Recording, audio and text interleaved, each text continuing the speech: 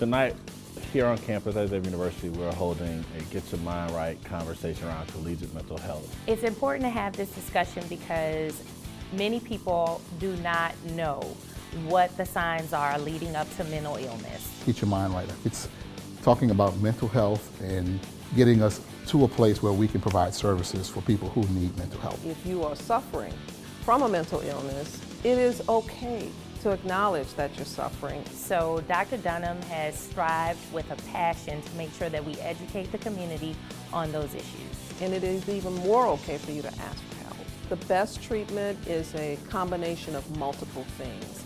Of course we pray, of course we seek God's word, but that still has nothing to do with receiving proper care. But you gotta know when that relationship or that availability ends and where something else needs to begin. We're here to have a panel discussion regarding the importance of mental health. I am privileged to welcome you to hashtag Get Your Mind Right, a collegiate mental health conversation that is being presented by the Metropolitan Human Services District and the Xavier University Office of Campus Activities. I am Rachel Graham, and I am the host of Real Talk with Rachel on WBOK 1230 AM, streaming live at WBOK1230am.com. And it is definitely an honor and a privilege to be here today with you to help moderate what is definitely a critical conversation around the challenges, issues, and conversations around mental health and the college environment. A couple of housekeeping notes. Please, ma'am, please, sir, silence your phones. Those annoying ringers can break up the flow of conversation, so we just want to make sure that you put those phones on silent. Also, once we finish today's conversation, we invite you to make your way out into the hallway and take a photo at our photo booth in support of what is Mental Health Awareness Month, if I'm not mistaken. And so definitely make sure that you do that once we wrap up today. We've got an exciting, stellar panel of experts and aficionados and just all around brilliant people. I feel like I'm the intellectual midget on stage today because we got a lot of brain power up here that can really talk authoritatively around this conversation. What we're going to do is we're going to go from my left, your right, and have each of our panelists introduce themselves, their affiliation, and briefly, why is this conversation important to you? Starting with you. All right, good evening. I am, all right. If not, I'm gonna talk real loud. My name is Brian Turner. I'm a assistant professor of psychology at Xavier University. I'm also a licensed clinical psychologist in private practice. This conversation to me is probably the root of why I might be on this panel. I did my training and 5 years in a university counseling center prior to coming here to Xavier University because of the fact that college students have begun to experience increases in mental health distress and diagnosis. So I felt it was very appropriate and part of my mission to be at this point to provide those services. So we see college students coming in with greater increases in mental health issues, as well as we got to talk about the services we provide, how we provide those services, and what students think about those services. So I think this conversation is right on and something that we have to talk about. Thank you.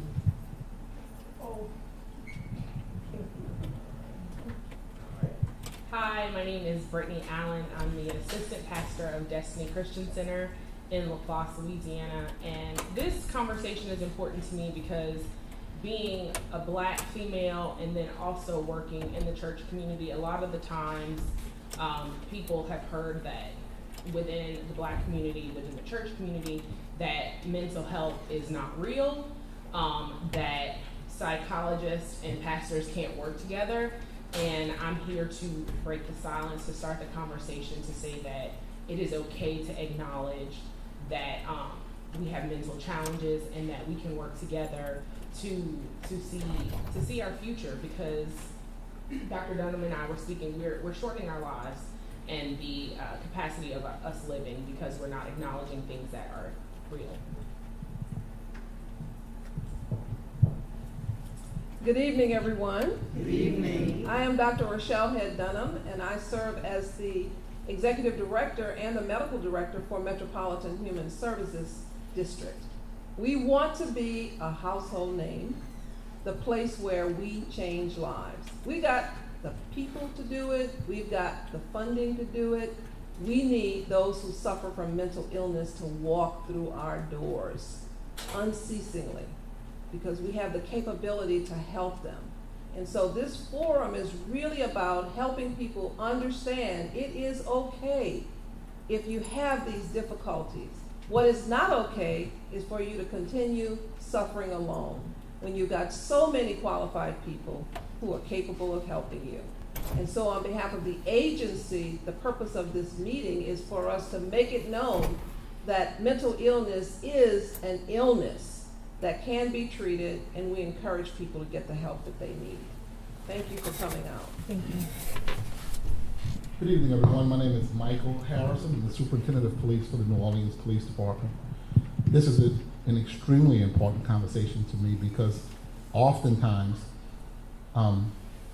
mental health issues get to the point where people need to call for help because there's an episode, and usually when you call for help, we are the first responders to that call. And so oftentimes when we get there, we are dealing with people who are in need of help. They need to be taken somewhere. But for many years, and for my 26 years, for many years, the only option we had to deal with a person who was in need of mental help was to physically take a person in. Sometimes we had to physically subdue a person. That caused injury to that person, that caused injury to police officers. It caused bad relationships to form, mistrust for the police department. So now it is an extremely important conversation because there is a turn, and you'll hear me talk about that later in the panel discussion. Because we're the first responders to it, there are very new approaches that are causing us now to do things very differently and to build trust in relationships and restore that confidence because there are alternatives to physical force. Thanks, Chief. My name is Dr. Charles Corprew. I am the president of What's Your Revolution Consultant. I am also the host of the What's Your Revolution show on WBOK 1230 AM. The premise of the show is really how men and the people who love them can find the healthiest version of themselves. And so this conversation is important and fits in line with what we try to do with our show in helping people understand that it is a journey. And so the research that I did when I was a professor at Loyola University was about hypermasculinity. But we need to shift the conversation. Instead of talking about men from this deficit perspective, we need to move to a more resilience perspective. And that's why we've moved this conversation to how we can find the healthiest version of ourselves. And what does that actually look like for us on a daily basis? And what does that actually look like for college students as they deal with the stressors that they may be experiencing? So that is why this conversation is tremendous and needed, particularly at this time.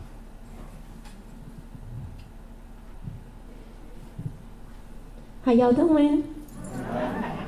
My name is Ayana Molina, and I'm a licensed professional counselor. I own my own private practice called True Love Movement, and we serve people here in New Orleans from little bitty, from like 4 years old, all the way, I think our oldest client is 76. So we're doing really good work front lines here in New Orleans. The mission of True Love Movement is to uplift and empower Black people specifically. And I think what I can add and what I'd like to talk about are the specific needs of Black or so-called African American people when it comes to mental health needs, as far as dealing with oppression, dealing with anxiety, dealing with depression. And we need to have this conversation fully, completely, and authentically. Thank you so much. To all of our panelists, give them a round of applause.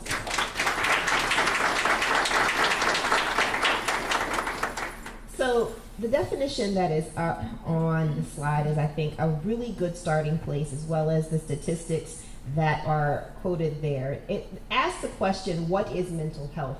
And the definition that's given is, mental health includes our emotional, psychological, and social well-being. It affects how we think, feel, and act. It also helps determine how we handle stress, relate to others, and make choices. Approximately 1 in 5 adults in the United States, that's 43.8 million folks, 18.5%, experience mental health illness in a given year. I want to start from this point because that last part, it helps determine how we handle stress, relate to others, and make choices.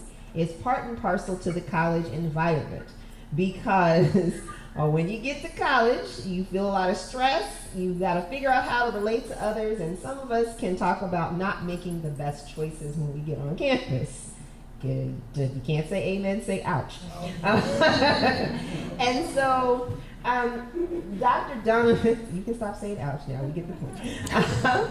So Dr. Dunham and her team did a bit of an informal focus group and talked to some folks that we're actually talking about today, and kind of came up with the top 7 or so areas that were important to them. And that's going to help us frame that conversation because they all deal with the stresses of being on campus, the ability to relate to others, and the choices that folks are making while they're on campus. And so I don't know if this came in order of importance and priority, but it's very interesting because the top conversation was relationships. That's the first thing that's at the top of this list.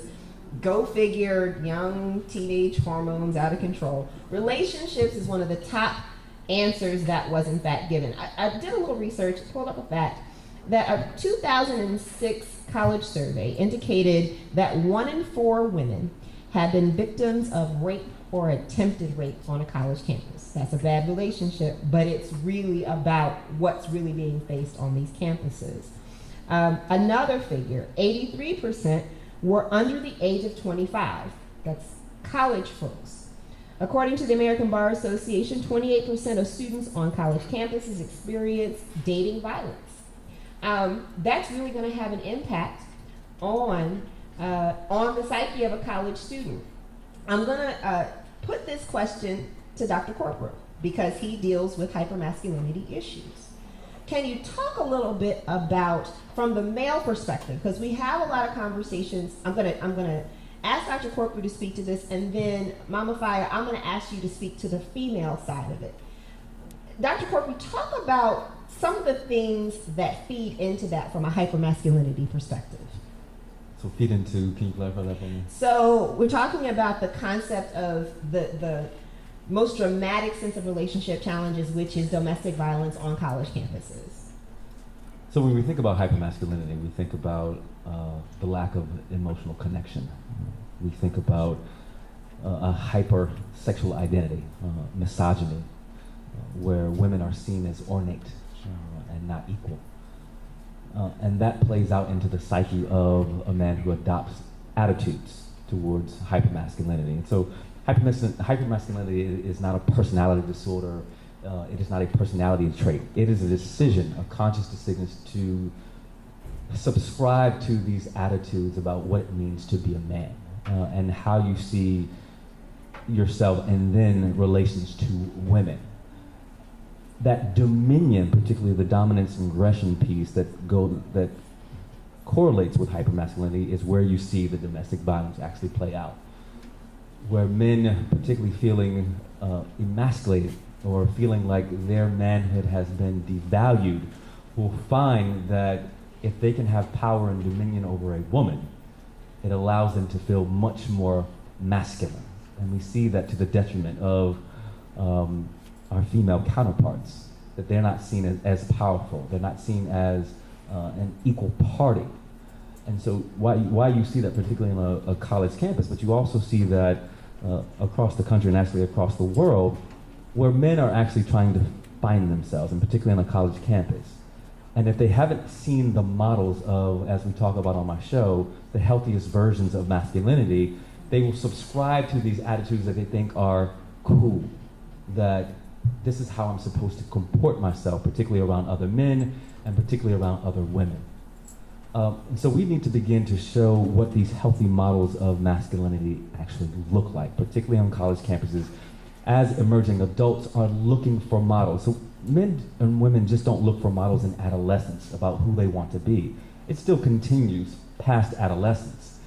And so we still need to continue to show these models of what the healthiest versions of ourselves are. So for instance, I talk about Anthony Anderson's character on Blackish. Does anybody watch that show? Raise your hand if you watch that show. Not enough people watch that show. And particularly, from a comedic standpoint, it's pretty good. But from a perspective of black man going through the paces of being a vulnerable man, raising a family, dealing with racism and discrimination in the workplace, and having to figure out who he is and then comport himself in a manner that is actually cavalier and stately. And Anthony Anderson does an amazing job. He gives us an amazing model. And I've compared him to the Cliff Huxtable, not the Bill Cosby of our time. And so he does a wonderful job in showing, at least to me in my perspective, and from an anecdotal perspective, what healthy masculinity or the healthiest version of ourselves look like. And I think more men on college campuses, as they explore themselves and find these varieties, these varieties in their version of masculinity, need to see that it's okay, one, to be healthy. It's okay to be vulnerable, that you don't have to have this hyper-masculine persona, particularly when it comes to women and how you comport yourself with them. And I think that we would see the statistics lessen, because we do see this particularly, which is not talked about on black campuses, the heightened numbers of sexual assault that happen. It's unheard of. We're not talking about it, but it does happen actually at higher clips on historically black campuses than it does on historically white campuses, and we're not talking about it. Mama Fire, talk about the challenges you may see from folks that you are talking to who may have had to live through this experience, and also transition, if you can, into just the space of being a black woman in a relationship and the losing of self, finding of self on a college campus. Okay. So I think Dr. Koku was right on when he talked about real talk conversations. We have to talk about sex. We have to talk about all those secretive things that are taboo. You know, domestic violence, a lot of the time is very secret until it comes out in bruises, and it can't be hidden anymore. I do a lot of domestic violence support work. It is rampant. It is extremely rampant in our community, and so I see it. A lot of the time there is a low self-esteem involved in that, with a woman who has been on a cycle of abuse over and over and over and over again. A lot of the time the woman may have seen domestic violence right in her own home as she was growing up. Sometimes the man has witnessed domestic violence right in his home. So domestic violence is one of those things that's like a virus that just attacks and tells you this is the way we deal with one another when we love each other. You know, we fight and we get physical when we love each other if they experience that during childhood. I think for our daughters and for the young women and girls that are coming on college campuses, I think, Rachel, you talked about having a conversation with your daughter. We need to have real talk conversations about sex, about rape, about what domestic violence or dating violence is, about dating drugs, you know, roofies and those kind of things, about birth control, you know, about self-defense, about no, about the word no.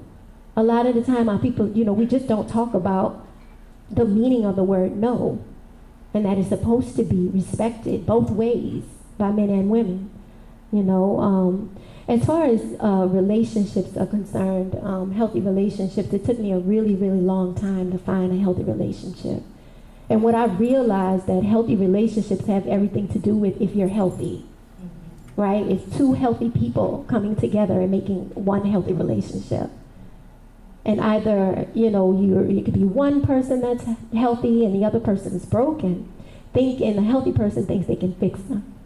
And really, in time, the healthy person becomes broken in that type of unbalanced relationship. And so my understanding, I think we should be talking about this everywhere on college campuses at, you know, all times, relationships, sex, domestic violence, all the time, in the dorms, in classrooms, wherever we have to go. We need to be talking about this and how being healthy needs to be the focus. You know, we all want, you know, media tells us that we should be in a relationship. You know, media plays this for us over and over and over in commercials, in TV shows, movies, magazines. They tell us that's our goal, right? To get booed up or have your bait, right? And they don't realize you come together and don't really know what you're doing, and a catastrophe happens. And then that emotionally hurts and scars someone, and they move on to the next relationship without getting any support or help for that. And so that's why we're having failing marriages and, you know, broken families. That's one of the reasons why. There are many reasons, but that's my perspective. Thank you. Thank you so much. Chief, and I'm going to use the old school nomenclature. I know you're superintendent, but Chief Harrison. One of the other facts that was listed is that the Justice Department, the Department of Justice's estimation is that only 38% of domestic violence incidents are reported to the police. Tell us a little bit, you know, no reflection on campuses, but what are you all coming into contact with? And what are some of the things that you're able to possibly do to help with that situation? Very good question. They both made very good points. There are a large number of domestic violence cases that never get reported, and that's a fact. That has a lot to do with the psyche of the victim, either being dependent or codependent on the person who's committing the acts of violence against them. Even when it comes to college campuses, I have the same concern. I have a daughter who's away at college. Now, she had the benefit of growing up in a house with a police officer. That's great, but so many people don't have that. What happens is, in the psyche of the perpetrator knows that usually that's a young lady who's away from home, maybe a father, maybe not, maybe a mother, maybe not. Either way, they're not there with her. On their own, relying on the university for support, for protection. In the psyche of the perpetrator is taking advantage of that. Same thing with perpetrators out there with domestic violence, with married couples, with people dating. One person is kind of codependent on some system or the person who's taking care of them, and that person commits the act. And what happens is the criminal justice system, while it works in many times, there are many times it does not work. And while we may even convict a person, a lot of times victims don't have many choices, don't have many options. They feel compelled to stay, and it is not their fault. And perpetrators know that, and they play on that. In the psyche of the perpetrator, they continue because the system is just not designed to fully stop them and hold them accountable. So we get a number of cases that when we get them, it is not the first time. So that lets us know, but you never know how much crime never occurred that wasn't reported. The only thing we can know is what's reported. But we know that many times, many domestic violence acts are not reported to us. So when we get it, it's usually not the first time. The system is getting better, but it is not perfect. Police departments get better, but certainly they're not perfect. And while we'd like to provide 24-hour protection, many times people are not remanded or stay in jail for any length of period of time, and then when they go home, they're right back with that partner. The cycle continues. And so it's always working with social service providers, along with education, along with enforcement, along with all three levels of the criminal justice system. Police, courts, and corrections have to be lockstep in sync with social service providers to send the right message, but then that differs from state to state. Then when we deal with college campuses, right, sometimes those matters are handled administratively within the campus and not criminally within the local police department, sheriff's department. That creates another set of rules that we play by, another set of concerns when we're working against the universities, or shall I say the universities are working against the law enforcement because they choose to handle it administratively. Then those are those concerns that all play into the mind and the psyche of a college perpetrator who's on campus, who knows that those things are handled administratively, that the victim is away from home, really not much of a support system, and the universities sometimes just don't step up the way they should. We're seeing universities get better. Right. And so with that hope, we can work with local police departments, with legislation to make sure the penalties are so stiff that we deter people from committing those acts, and when they commit them, they're held accountable.